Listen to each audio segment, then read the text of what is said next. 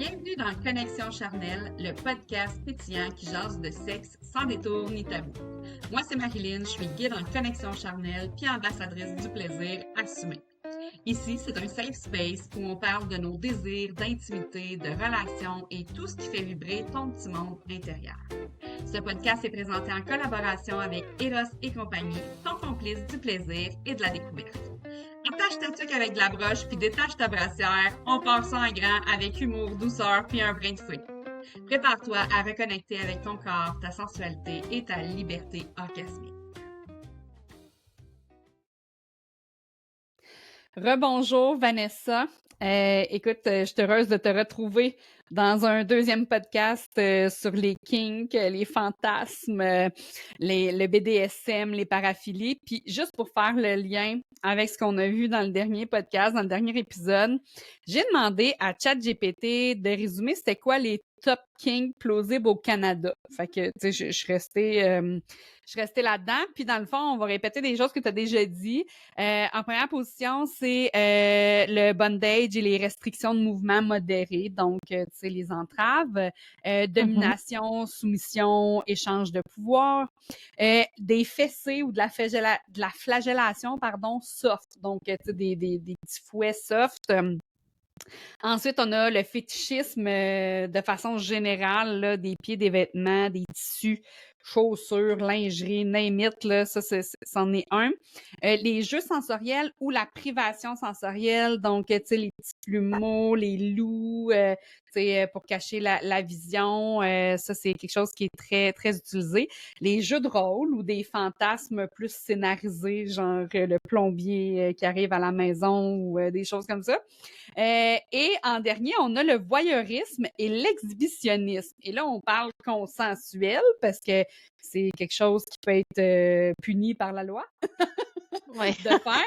Donc, on va rester dans le consensuel, mais dans les limites légales.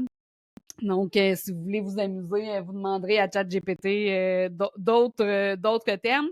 Et j'ai demandé pour le plaisir d'apprendre, parce que c'est des choses que je connais pas, les 10 paraphilies les plus bizarres, OK, ou inhabituelles. Donc, la première, et là, je vais lire, là, parce que c'est des mots que je dis pas d'habitude, OK? Donc, acrotomophilie, qui est l'attirance sexuelle pour les personnes amputées. Puis ils disent ici, c'est pas un fétiche là, pour les prothèses, mais bien pour le corps amputé lui-même. Les Donc, moignons. oui, des moignons, c'est ça. C'est ça, c'est un king de moignons. OK. Ensuite, on a nasophilie qui est reliée au nez. Donc, certains fantasmes sur des formes, des tailles, ou même le fait d'être stimulé par le nez. Donc, ceux qui ont des gros nez ou des nez spéciaux, ben peut-être que vous trouverez un nasophile comme partenaire. Ensuite de ça, en troisième position, voraréphilie, qui est le fantasme d'être dévoré ou de dévorer quelqu'un. Et ça, je vous le dis tout de suite, c'est complètement illégal parce que vous n'avez pas le droit de manger un autre être humain. Bon, ils disent c'est souvent purement imaginaire, mais certains prennent un peu trop ça au sérieux puis ils essaient de manger l'autre personne. Oui, j'en ai déjà vu des exemples dans le porn de ça, là. Pour vrai? Oui, des exemples de, tu sais, souvent c'est associé au gigantisme, là, les gens qui trippent sur les géants. Puis c'est, tu sais, je veux dire, pour quelqu'un qui a zéro intérêt à ça, c'est complètement farfelu, là. Ça peut être très drôle à voir parce que c'est des effets spéciaux souvent très boboches, là. Mais Ben c'est oui, vraiment j'imagine. comme tu vois la personne géante qui mange l'autre. Qui mange l'autre personne. Ouais, c'est ça. Oh my God. Et là, on rit, mais je ris pas de ces personnes-là, c'est juste que c'est spécial quand même. Fait que on trouve ça drôle. Ensuite, on a le formicophilie. La formicophilie, en fait, ça, c'est l'excitation provoquée par le contact d'insectes sur le corps. Ça Ça inclut les fourmis, les abeilles, les araignées. C'est ça. Moi, je crie pas en voyant une bébite, mais j'ai pas envie qu'elle me touche. Fait que je suis pas là-dedans. Ça te tente-tu, toi, Vanessa, ça? Non? Ah non, zéro pin bar, ça, c'est... je suis complètement à l'autre bout de du spectre là-dessus. En 5e position, j'ai le mécanophilie. En fait, ça, c'est une attirance envers les machines, les véhicules ou les robots.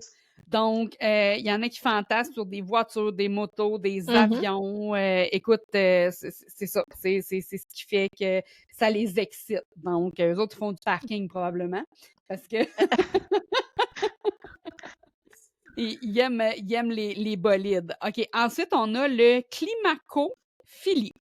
Plaisir sexuel à tomber dans les escaliers. Écoute, je sais pas comment c'est possible d'avoir du plaisir sexuel en même temps, mais bon, c'est ça. Ça dit, ça mélange la peur, la douleur et l'adrénaline et ça déclenche l'excitation chez certaines personnes. Un king qui demande un bon casque et une excellente assurance. Ouais, ben c'est ça. Parce que là, idéalement, si c'est une paraphilie, ben ça doit être assez difficile d'avoir un orgasme en tombant dans les escaliers. Fait que je présume que c'est tomber dans les escaliers qui les excite. Fait qu'ensuite, ils sont capables d'avoir une relation sexuelle, peut-être, je sais pas. Fait que tu t'assures de ne pas te blesser.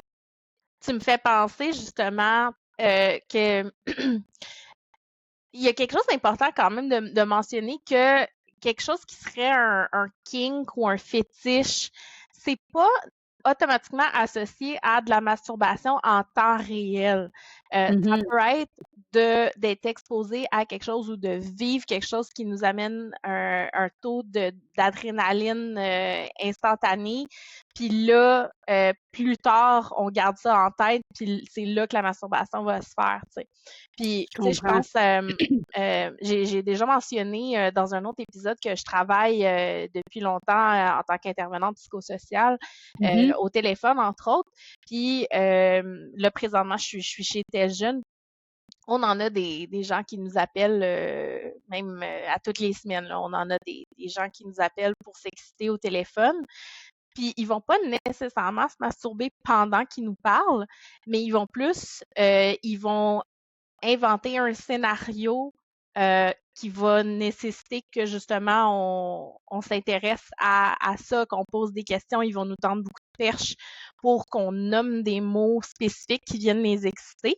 Puis des fois, c'est juste le fait qu'ils se sentent un peu comme maternés, qui se sentent, tu sais, qu'on care à propos de ce qu'ils vivent, ou des fois, il y en a qui vont re-raconter un trauma qu'ils ont déjà vécu. Ça va les exciter, puis après, ils vont aller se masturber. Fait que ça peut être un autre exemple aussi de ça. T'as envie des choses, hein, avec chez Telgen, puis sur ta page Facebook, où est-ce que tu reçois des demandes assez cocasses parfois. On en reparlera. Ouais. Ensuite, en numéro 7, on a la symphorophilie.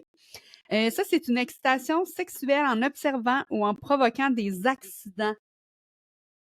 Et là là. Hein?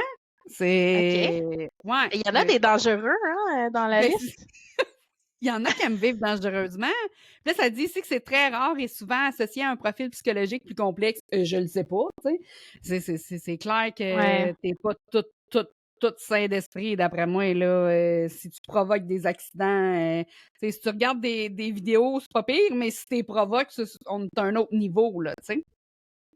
Ensuite de ça, numéro 8, éproctophilie. Attirance pour les flatulences. Oh mon Dieu! Hey, nous autres qui a peur de lâcher un pet quand on fait l'amour. Hein? Bon. Fait que là, ici, ça dit certains aiment donner ou d'autres aiment recevoir. Et ça a l'air qu'il y a même des forums spécialisés là-dessus. Ah ben, Colin! Ben, tu sais, il y en a qui font fortune avec ça, hein. C'est pas des blagues, là. Il y en a des femmes qui vendent leur flatulence dans des pots maçons. Puis il y a des gens qui paient très cher pour avoir ça. Fait que... Hey, on se passe une business parce que moi, je pète souvent. On pourrait faire fortune à deux. Oui, on pourrait se garder ça comme plan de retraite, peut-être, je sais pas. Éproctophilie, on va retenir ça, Vanessa. OK, en 9, dendrophilie, une attirance pour les arbres. Ah, Ça, c'est plus écologique, ça. Pas juste les aimer, justement, au sens écologique, que certains ressentent un lien spirituel et sexuel avec la nature et vont jusqu'à se frotter à l'écorce. Oh! Mmh. Oh! Hey, Allô, c'est les rude, bobos. hein? Ouais, ben c'est ça, là. Faites attention pour vous blesser. Et en dernier, la chasmophilie, excitation provoquée par les gouffres, les cavernes et les trous. Ça peut être symbolique, là, le vide et la Ouais. profondeur, ou carrément l'effet visuel. Ah ben, hey, c'est spécial quand même. Ah, puis il y en a tellement d'autres, si tu savais, Ben là. oui, je le sais. Hey, là, j'ai mis 10 là, parce que, tu sais, sinon, on Oui, pourrait faire oui. un épisode complet là-dessus. Mais Ouais. écoute, ouais, c'est important. Bon, moi, je dirais un petit disclaimer, là. Faites attention pour pas faire mal à personne, ni à vous-même, parce que Ouais. il y a des choses qui sont très dangereuses dans ce que je viens de nommer. Fait que, mais hey, je suis surprise, pareil. Puis là, ça, c'est toutes des affaires que je connaissais pas. Mais j'imagine qu'il y a des paraphilies qu'on connaît plus. Mais oui. Mais franchement, c'est étonnant. Et je suis très surpris. Surtout celle sur les flatulences, là, je vais y penser. D'après moi, mec, j'en parle à mon chum, il me dit hey, pars en business, bébé. À la quantité de tête que tu fais. Oh mon Dieu. Écoute, là, on a parlé dans l'épisode précédent de kink, de fétichisme, de BDSM, de paraphilie. Et là, on va aller un peu sur, on va explorer, mais de façon sécuritaire et consentie. Comment on fait ça? Parce que c'est encore important, on vient de voir des paraphilies qui sont très dangereuses. Fait que comment on fait justement pour s'assurer d'avoir le consentement puis que ce soit fait de façon sécuritaire? Mais là, je te dirais que ça dépend vraiment du kink ou du fétiche, là. Parce qu'il y a certains fétiches ou des kinks qui se pratiquent très bien en solo, donc la question du consentement n'est pas applicable. Par contre, il y a des précautions à prendre dans certaines pratiques. Hein. On vient d'en voir quelques exemples là, où clairement il y a des risques de blessures évidents. Là. Donc la sécurité et l'hygiène, mais ça devrait toujours être considéré. Si je pense par exemple à quelqu'un qui aimerait pratiquer l'auto-asphyxie, donc ça, c'est les gens qui vont s'auto-stranguler ou se priver d'oxygène volontairement pendant un moment dans le but de créer une espèce de high lors d'un orgasme. Mais malheureusement, chaque année, on retrouve des gens décédés chez eux suite à cette pratique-là. Donc, c'est un peu dark ce que je suis en train de dire là, mais c'est la preuve que si on ne fait pas attention, mais ça peut avoir des conséquences graves. Là. Ben oui, Si on l'asphyxie, utilise... je veux dire, si tu es avec ton partenaire, il peut toujours essayer de te réanimer, mais t'es tout seul, ton chien ouais, mort, là. mais c'est ça, là, tu sais, je veux dire... Puis là, je sais pas quand est-ce que le podcast va sortir, mais là, il y a pas si longtemps, il y a la série sur Ed Gein qui est sortie sur Netflix, qui était Oui. un meurtrier. Puis dans les premières minutes de la série, on le voit justement en train de pratiquer l'auto-asphyxie avec une ceinture. Fait que il est comme debout sur un tabouret ou une chaise, là, puis il est attaché avec sa propre ceinture au mur. Là. Ben ça peut être dangereux, là. Donc oui, c'est des choses qu'il y a des gens qui vont faire. Puis non, faut pas compter sur notre partenaire pour nous réanimer si c'est le cas. Là, faut juste vraiment faire attention. Ben, Si on utilise des objets pour se stimuler, bien évidemment, il faut faire attention à ne pas se blesser ou prendre des objets ou perdre des objets dans notre corps, je veux dire.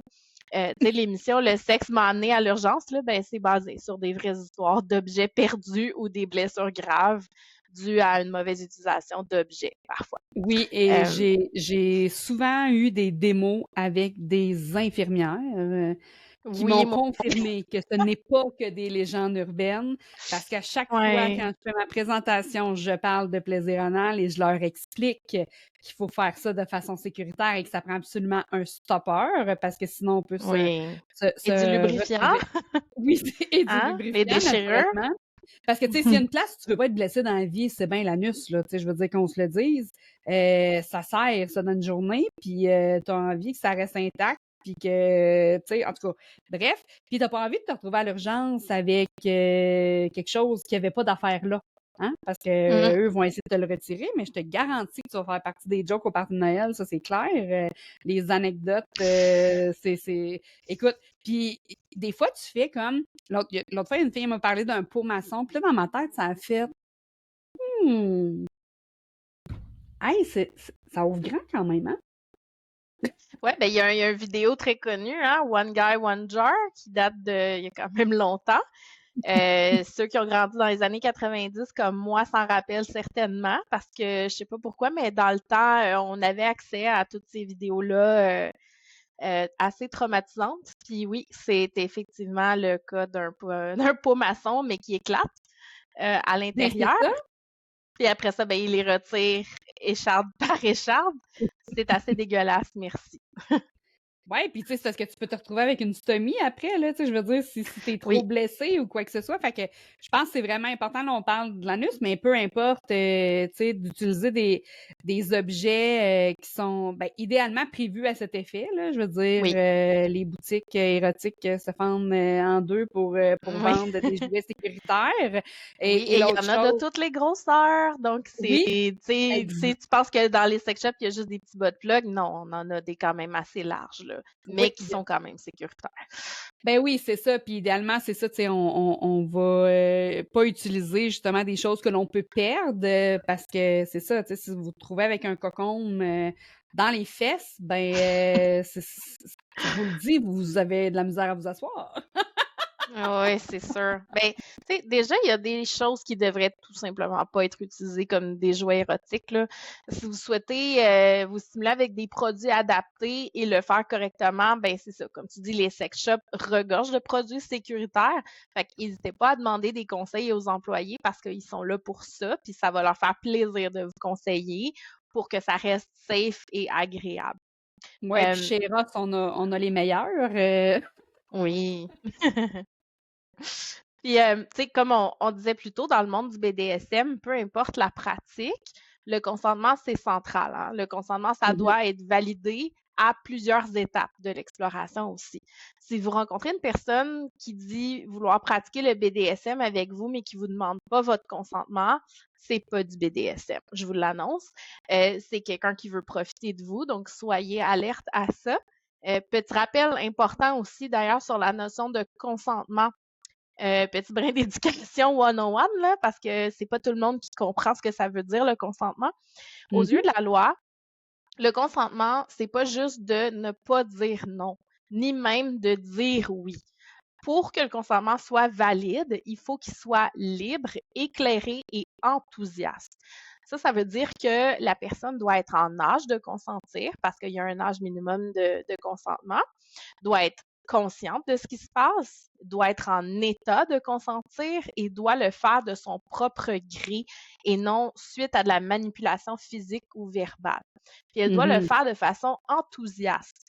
Donc, il y a une différence entre un OK, un peu timide et un oui, j'aime ça, continue. Tu sais, il y a vraiment une différence entre les deux. Puis il y a plein de façons de valider le consentement durant un rapport intime, hein.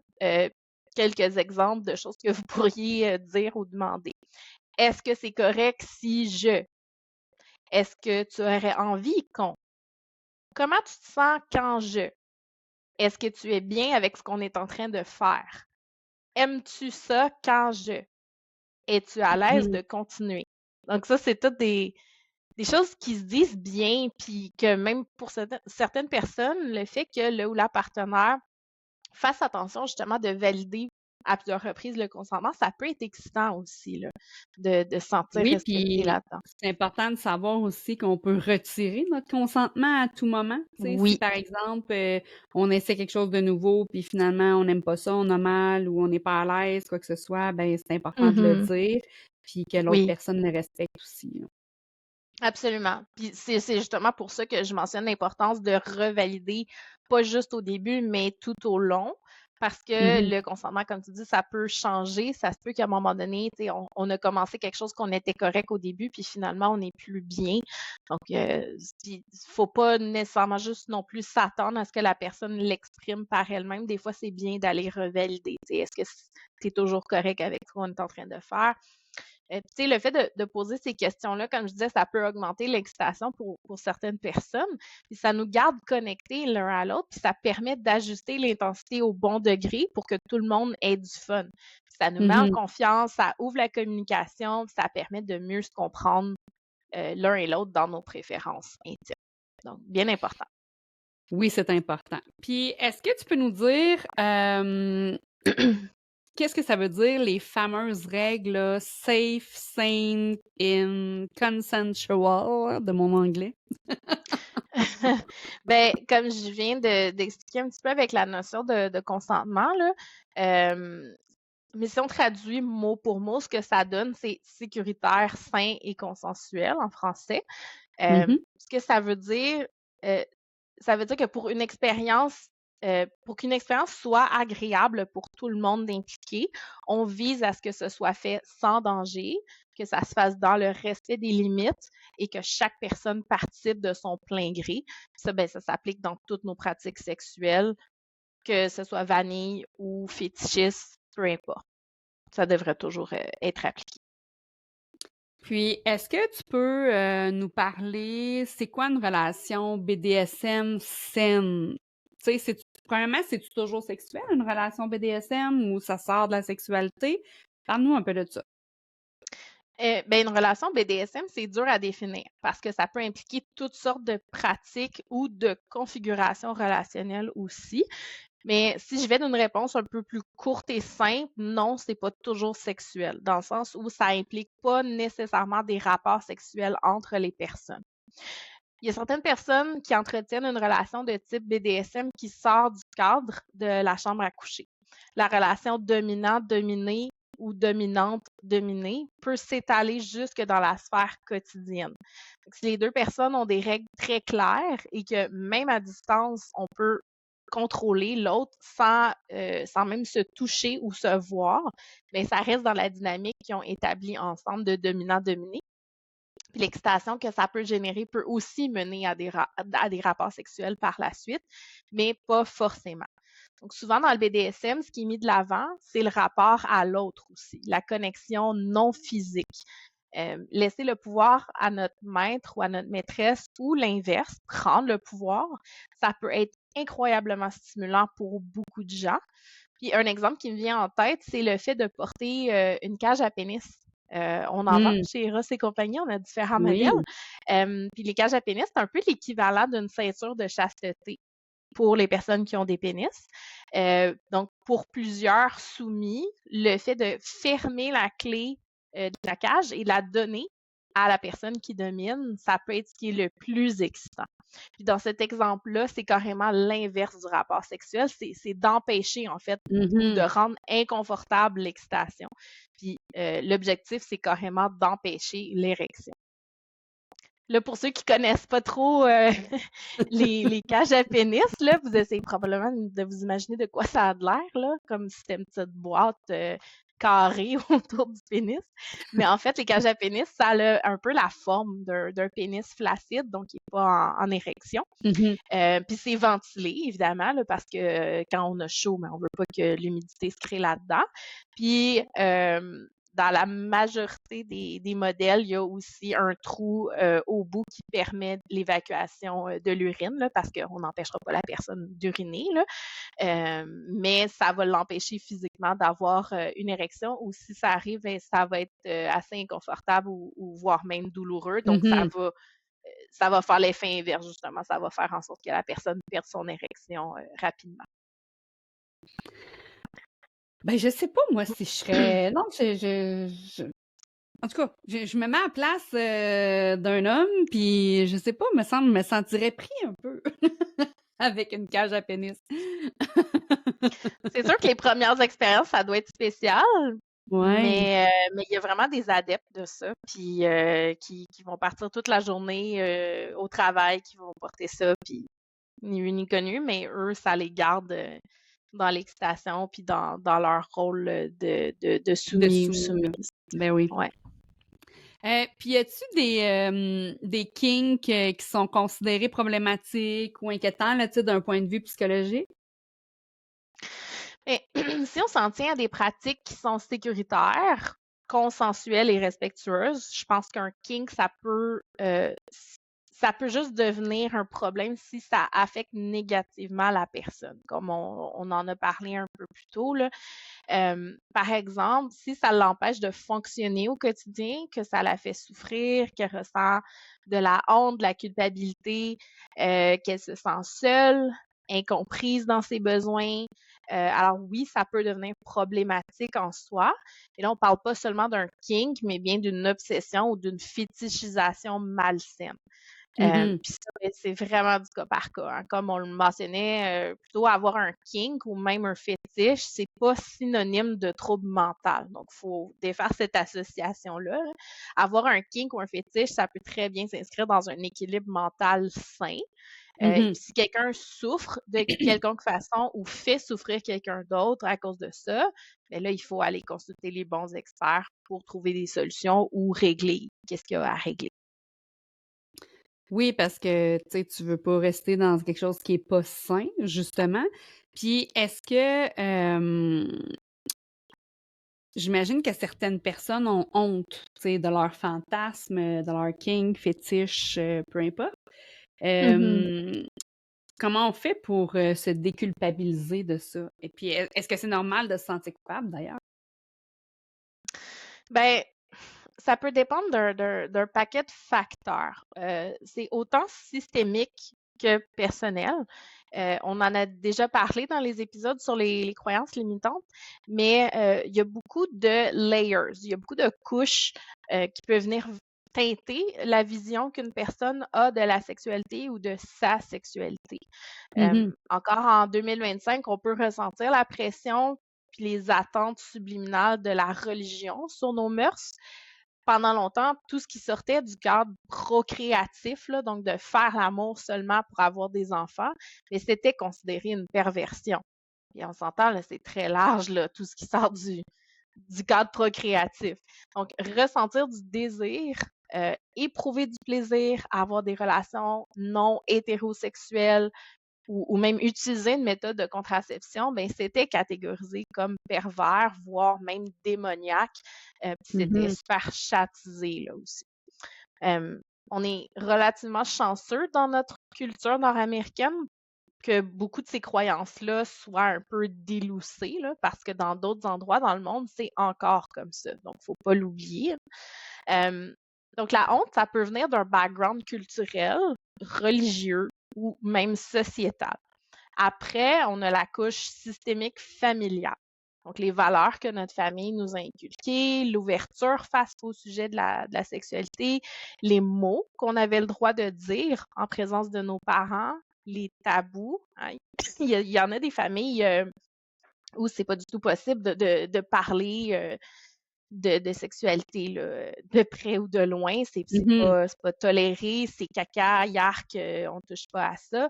Ou il y en a qui vont aussi vraiment démoniser la sexualité. Donc, tout ça, ça peut jouer aussi dans notre vision de la sexualité. Puis après ça, ben, on a la couche personnelle. On a les premières expériences intimes, les jugements qu'on a reçus de nos partenaires, les choses qu'on entend autour de nous, de nos amis, dans les médias, les gens qu'on fréquente. On a des traumas relationnels aussi, les Mhm. partenaires qu'on a eus dans nos vies. Tout ça a des impacts sur les lunettes à travers lesquelles on va voir la sexualité en général. Si quelque chose est mal perçu puis que l'opinion externe nous importe un tant soit peu, ça veut pas dire qu'on peut pas quand même avoir des kinks ou des fétiches, mais ça peut faire en sorte qu'on va rester très privé là-dessus ou qu'on va vivre sa sexualité dans la honte. Puis on peut éventuellement découvrir qu'on est moins seul qu'on pense. On peut découvrir des communautés de gens comme nous qui sont épanouis et qui vont nous accueillir les bras ouverts sans jugement.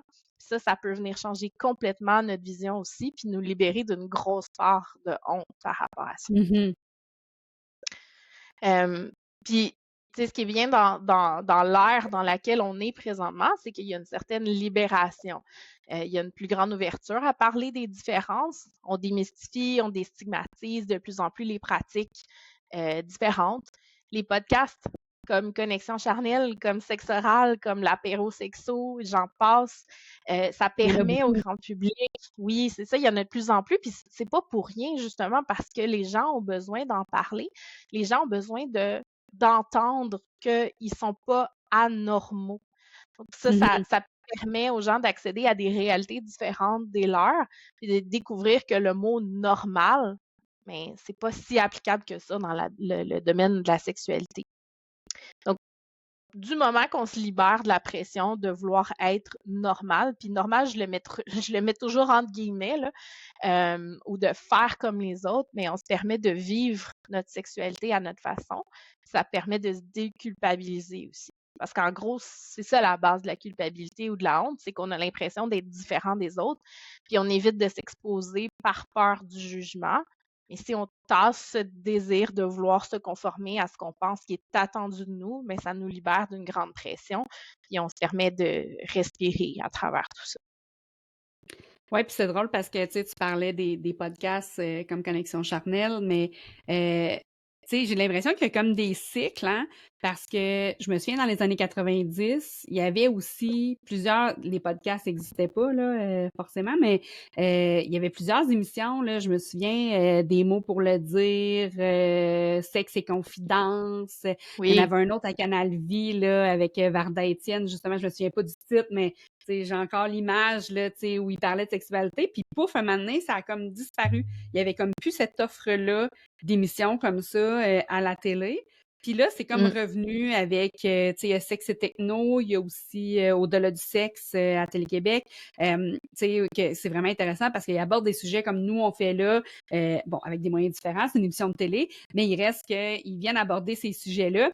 Puis je trouve ça important qu'on en parle parce que moi, Sexe et confidence, dans les années 90, ça a fait partie de mon éducation sexuelle.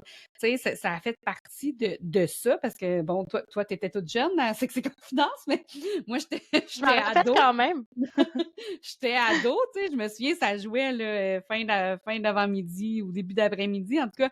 Bref, puis, tu sais, je trouve ça important qu'on en parle parce que, tu sais, tous les sujets dont on parle dans le podcast aujourd'hui et dans les épisodes précédents et les suivants, c'est tous des sujets qui peuvent interpeller des gens, qui peuvent justement aider les personnes à moins se sentir coupables, à se trouver plus normales, à redécouvrir leur sexualité, à reconnecter avec eux-mêmes. Fait que, tu sais, je trouve ça vraiment important qu'on mette ça au goût du jour, tu sais. Puis j'ai fait une démo dernièrement, puis c'était toutes des jeunes, là. C'était pour une fête de 18 ans. Donc, c'était toutes des fins d'adolescence, là, tu sais. Puis je leur ai demandé, en commençant la démo, tu sais, c'était quoi leur rapport à leur éducation sexuelle. Et j'ai été heureuse et surprise d'apprendre que maintenant, au secondaire, tu as des options sexualité. Donc, ouais, je savais même pas que ça existait. Fait que j'ai été heureuse d'apprendre ça. Bon, jusque-là, ils apprennent quoi, je le sais pas. Mais quand même, c'est que je trouve que ça dénote quand même une ouverture de remettre ça de l'avant parce que, comme on en a parlé dans le podcast sur les effets de la pornographie, malheureusement, si c'est la pornographie qui fait fi d'éducation sexuelle, on est dans le champ. T'sais, on est dans le champ autant pour les petits gars, les petites filles, c'est pas la réalité. Ça doit rester un divertissement pour adultes avec la maturité de comprendre que c'est un divertissement. Fait que je trouve ça vraiment intéressant, de voir que ça revient. Mais je me demande, c'est juste parce que quand tu m'as dit ça tantôt, ça me flashait, puis j'ai fait comme, dans les années 90, on en parlait, on a arrêté d'en parler dans le début des années 2000, puis là, 2020-ish, ça recommence à en parler beaucoup. Fait que je me demande, y a-t-il un cycle ou c'est parce que, C'est parce que il n'y a pas si longtemps, le ministère de l'Éducation du Québec a remis un programme d'éducation qui s'applique maintenant à toutes les on appelle ça des commissions scolaires, là, mais bon, en tout cas, dans toutes les écoles, c'est devenu, ça fait partie maintenant du cursus. Mais ce qui est plate un peu là-dedans, c'est que ça retombe sur les enseignants et les enseignantes de matières qui n'ont pas étudié dans le domaine de la sexologie. Il y en a des sexologues qui sont formés pour ça, qui sont plus que aptes à créer du matériel, qui sont à l'aise de venir parler aux adolescents, mais ils ne les engagent pas. À la place, pour couper dans les coûts, mais ce qu'ils vont faire, c'est qu'ils vont donner du matériel préfet, dans le fond. Ils leur demandent pas de monter du matériel, au moins, là, mais ils leur donnent un peu du matériel clé en main. Puis après ça, ben, c'est aux enseignants à introduire je sais plus combien d'heures dans leur cours pour parler de ces sujets-là. Ce qui est bien en contrepartie, par contre, c'est que tel jeune est mandaté pour aller accompagner le personnel enseignant à donner ce matériel-là. Puis justement, ben j'ai été mandatée par tel jeune et le MEC pour aller accompagner les enseignants. On leur donne pas le contenu en tant que tel, là. On donne pas le matériel qu'ils vont livrer aux ados. Ce qu'on fait plutôt, c'est qu'on va les aider on va travailler plus le savoir-être. Donc, comment être un adulte de confiance, comment créer un contexte qui est favorable à l'éducation à la sexualité, puis qui va faire en sorte que c'est moins tabou, justement, puis que les jeunes se sentent plus à l'aise d'écouter, de poser des questions ou de se confier par rapport à ce qu'ils vivent. Fait que c'est, pour l'instant, c'est ça là, qu'on peut faire. Ouais, pour. Moi, c'est ce qui me chicote là-dedans, c'est que de un, tu sais, Madame Pauline, prof de maths, là, ça veut pas dire qu'elle est à l'aise avec son corps, avec sa sexualité. Puis là, il faut Exactement. qu'elle donne un cours à une trentaine d'élèves, tu sais, que normalement, elle leur enseigne les mathématiques. Puis là, il faut qu'elle leur parle de sexualité à matin, tu sais. Je dis ça de même, c'est peut-être pas comme ça que ça se passe, mais tu sais, je veux dire, l'imaginaire que j'ai, c'est ça. Puis là, je fais comme, OK, vous pensez vraiment que c'est la meilleure personne pour dispenser de la formation, de l'éducation sexuelle, tu sais?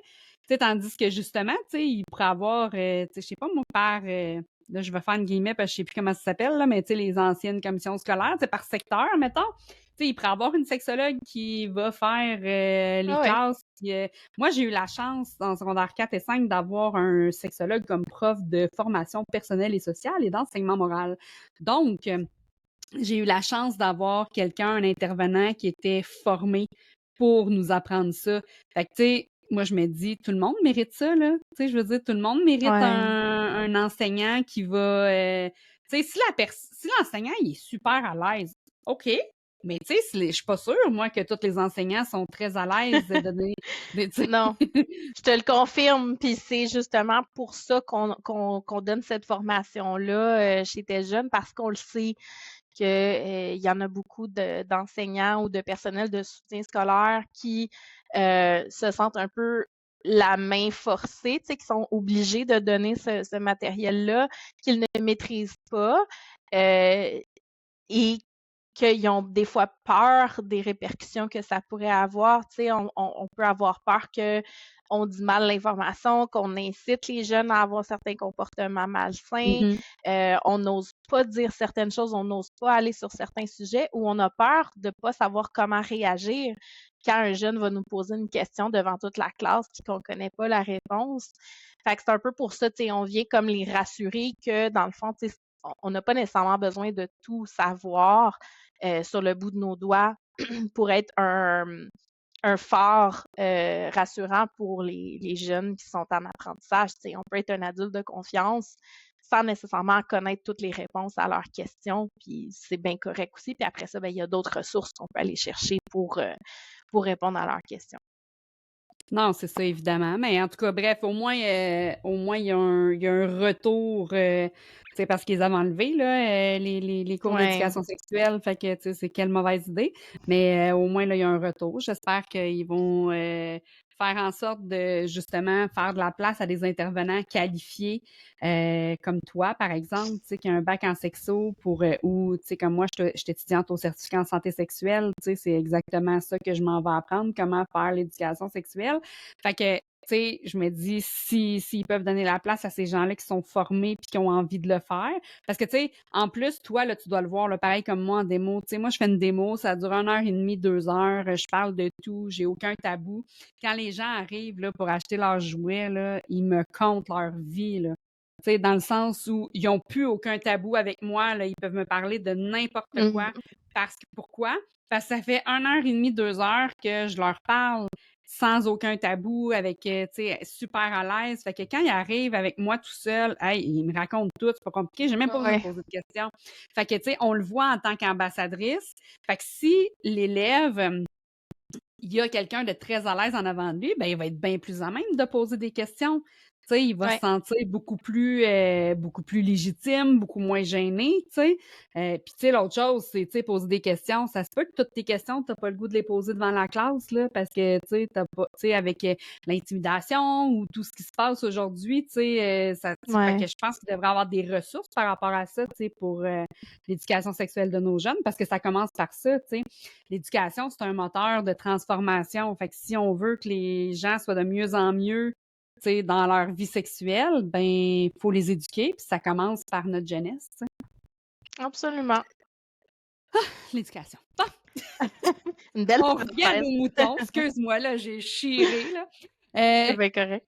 ben, c'est de quoi qui me passionne, tu sais, parce que je me dis, Colin, si tout le monde avait la chance d'être bien éduqué, il y aurait beaucoup plus d'aisance et de plaisir dans leur sexualité. Tu sais, fait que je Mais trouve que oui, ça fait vraiment une différence, puis ça me tient beaucoup à cœur. Fait que si on retourne à carrément. nos moutons qui Oui, sont les kinks, nos moutons à latex, oui. fétiches.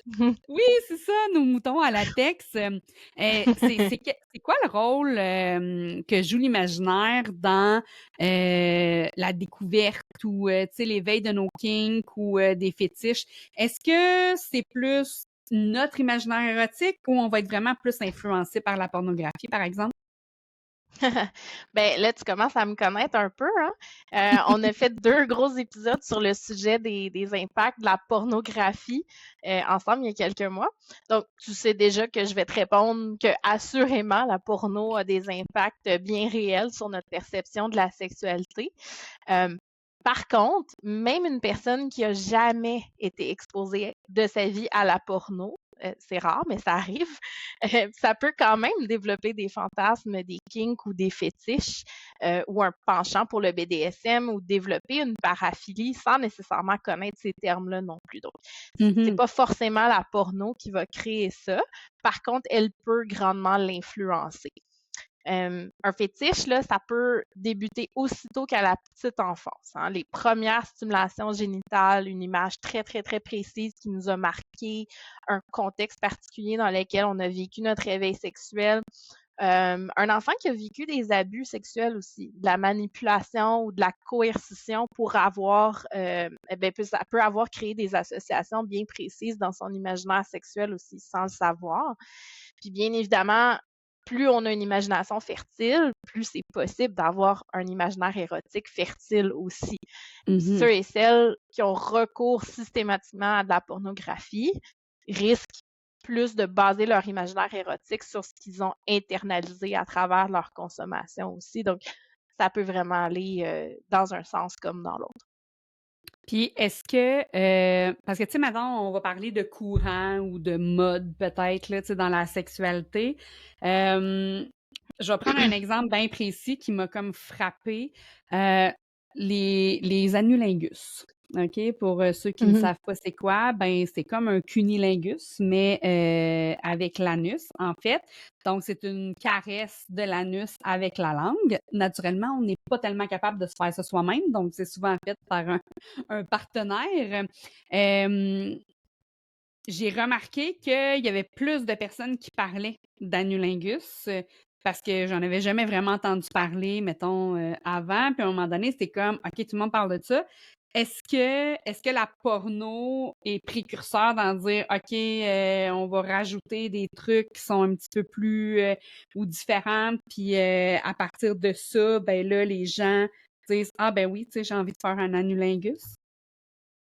Ça se peut, je veux dire, tu sais, on peut pas dire avec certitude c'est-tu la porno qui a amené cette pratique-là ou non. Tu sais, on s'entend, le vagin et l'anus, là, il y a quelques millimètres qui les séparent.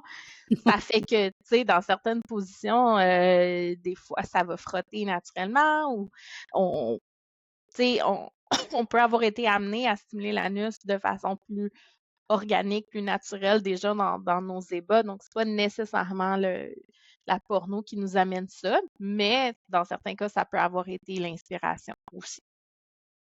Je comprends. Parce que c'est ça, j'ai comme vu à un moment donné, ça a comme, pouf, tu sais, un peu explosé, genre, l'intérêt, tu sais, pour ça. Puis là, j'ai fait comme, oh my God, tu sais, est-ce qu'il y a quelque chose qui est venu, tu sais, implanter ça, si on veut, ou, tu sais, bref, je me Ben, posais la question. ouais. C'est peut-être vraiment juste un addon que toi, dans ton cas, t'en as entendu plus parler dernièrement. Mhm. Tu sais, je Ben, je veux parle dire, dans les dernières années, là, pas nécessairement dernièrement là, mais tu sais, je veux dire, OK. mettons, dans les 5 dernières années versus avant où j'entendais jamais parler d'anulingus, Hmm, là, tu sais, je veux dire, ouais. ça m'était même pas passé par l'idée que ça se pouvait, dans le fond, là. Tu sais, Ouais. moi, Ben, il y a personnellement, tellement. peut-être que j'étais trop fermée, je sais pas. Mais il y a tellement de choses qui peuvent venir influencer ça aussi. Tu sais, ça peut être aussi niaiseux que les réseaux sociaux, TikTok, Instagram. Mhm. Tu sais, je veux dire, même sur TikTok, moi, je remarque que les gens parlent plus ouvertement de sexualité, de pratiques sexuelles. Faut toujours être, faut faire attention parce que TikTok est bien frileux sur les termes, là. Donc, souvent, ils vont Mhm. utiliser des mots qui sonnent comme des vrais mots ou ils vont faire des signes ou bref, il y a toute une codification maintenant qui se fait là, sur TikTok pour que les vidéos passent. Euh, mais on en parle de plus en plus, puis il y en a qui vont le faire avec humour, il y en a qui vont le faire de façon plus éducative, mais ça peut faire en sorte que justement, ben, on entend un peu plus parler de pratiques qui sont moins, tu sais, on n'en parlera pas au souper avec grand-maman au bout de la table, là, mais tu sais, sur les réseaux sociaux, on s'en permet un petit peu plus. Fait que oui, ça peut venir Sinon, de là faudrait que aussi. grand-maman elle soit bien ouverte, bien ouverte. Il y en a, mais elles ne sont pas toutes comme ça. Oui. Oui, oui, effectivement. Est-ce que les femmes consultent souvent pour parler de fantasmes, fétiches, etc., ou c'est encore un sujet tabou?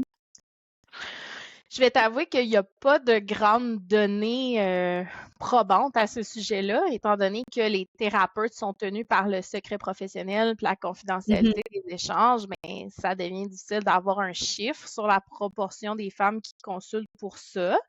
Mais certainement qu'il y en a qui vont le faire, là. La thérapie étant ce qu'elle est, ou du moins qu'elle se doit d'être, c'est-à-dire un espace sécuritaire, confidentiel, sans jugement, ben c'est propice à la confidence. C'est comme tu viens de Mhm. mentionner, juste en démo, juste le fait de toi démontrer une aisance à parler du sujet, ben ça incite les gens à s'ouvrir un peu plus, à poser des questions qu'ils n'auraient pas tendance à poser ou à se confier.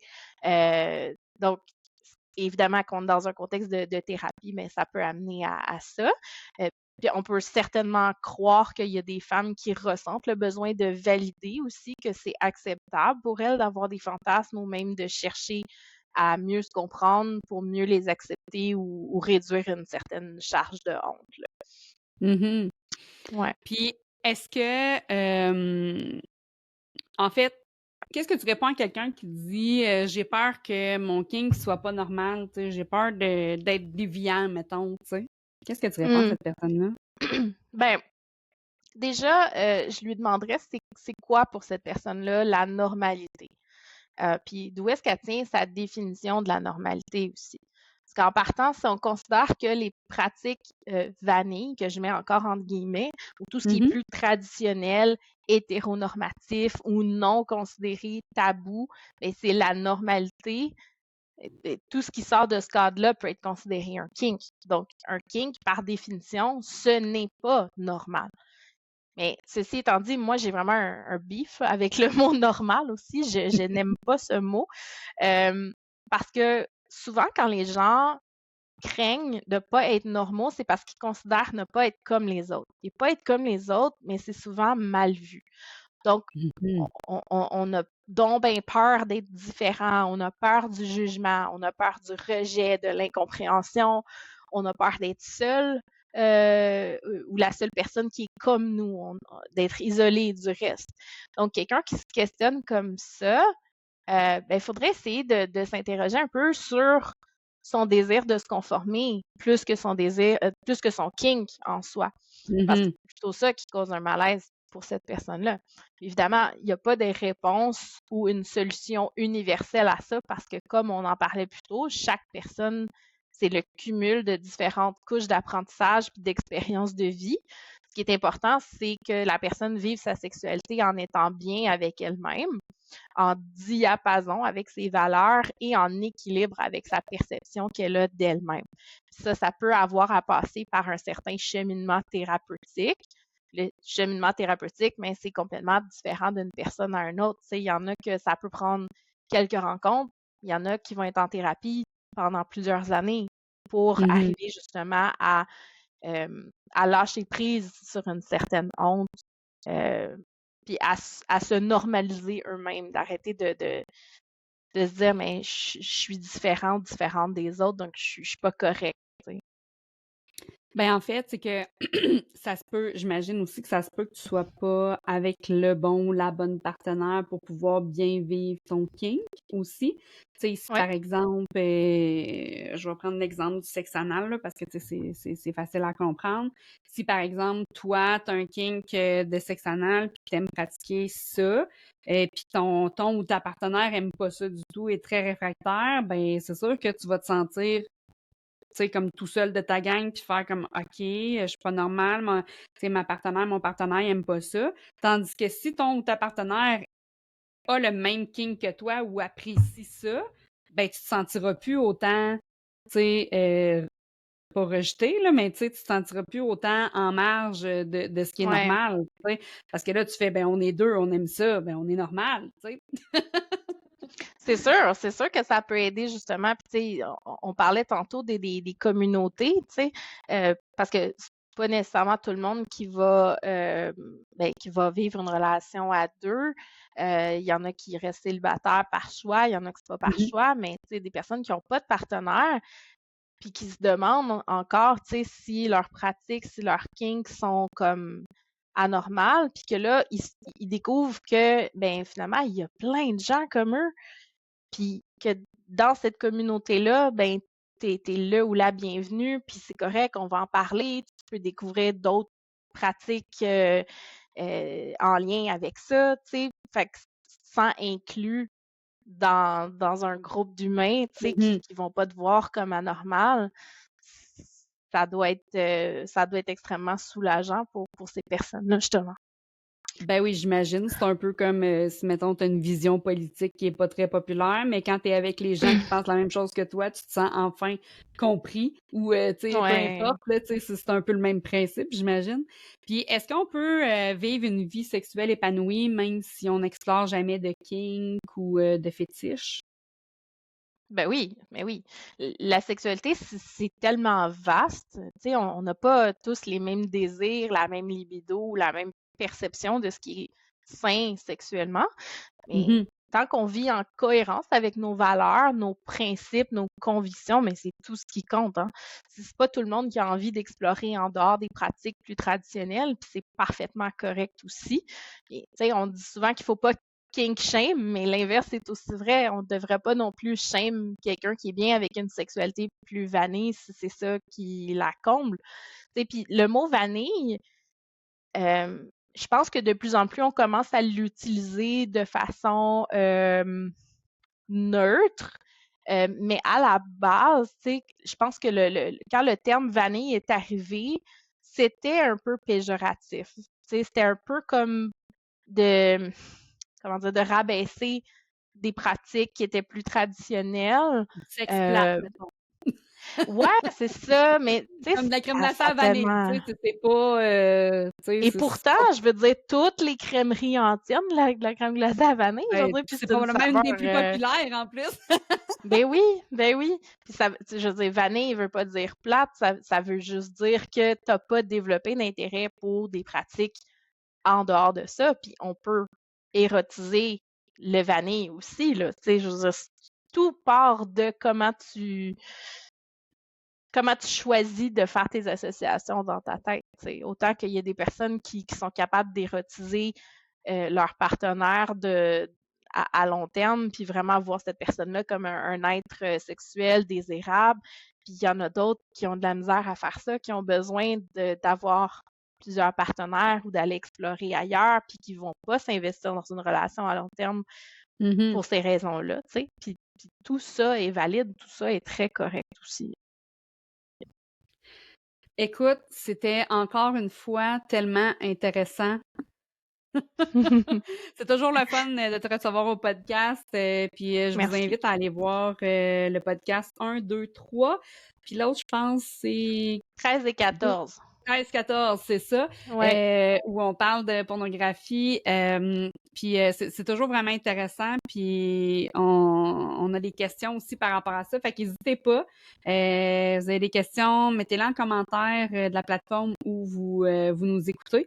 Puis ça va nous faire plaisir de répondre à ces questions-là ou même des suggestions de sujets. Vanessa, elle aime bien ça, faire des petites recherches, puis venir faire des belles chroniques. C'est toujours tellement bien fait, puis tellement professionnel. J'aime ça.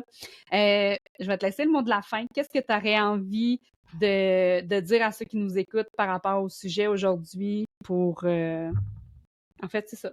Ton mot de la fin à toi. Ben, j'aurais juste envie de dire d'essayer autant que possible de rester ouvert d'esprit. J'espère que ce qu'on a expliqué aujourd'hui, ça vous a aidé à mieux comprendre les nuances entre les différents termes. Puis, posez-vous même pas la question est-ce que je suis normale ou pas normale. Tout le monde est normal dans tout ça parce que la sexualité, ça se pratique de tellement de façons. Puis, comme je disais, tant qu'on est en cohérence avec nos valeurs, qu'on est bien avec ce qu'on fait, puis qu'on se respecte, puis qu'on respecte nos partenaires, ben c'est tout ce qui est important.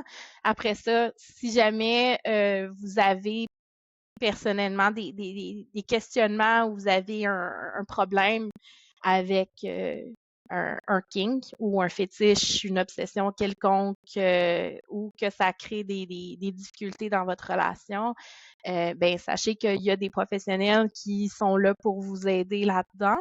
Si jamais vous cherchez de l'aide plus spécifique à ce volet-là de votre vie, vous pouvez aller sur le site de l'Ordre des sexologues du Québec et chercher par secteur, par problématique ou par approche thérapeutique. Donc, puis c'est pas obligé non plus d'être des sexologues. Il y a aussi des thérapeutes en relation d'aide sexologique là, qui peuvent faire plus du suivi à plus court terme là, pour vous aider à naviguer à travers vos difficultés. Mais tout ça pour dire, ayez pas peur d'en parler, ayez pas peur de vous poser des questions. Puis c'est ça. En espérant que l'épisode d'aujourd'hui vous aura donné de l'information intéressante qui va vous faire sentir mieux avec vous-même. Ben moi, j'ai appris plein de choses, même si je baigne dans le sujet de la sexualité de façon régulière. Fait que je suis vraiment contente. Merci beaucoup pour ta participation. Ça m'a fait full plaisir. À la prochaine. Merci d'avoir partagé ce beau moment avec nous. Si tu as aimé cet épisode, laisse-moi un j'aime, abonne-toi et partage-le avec tes amis. Et pourquoi pas, laisse-moi un petit commentaire pour me laisser savoir que tu as écouté le podcast.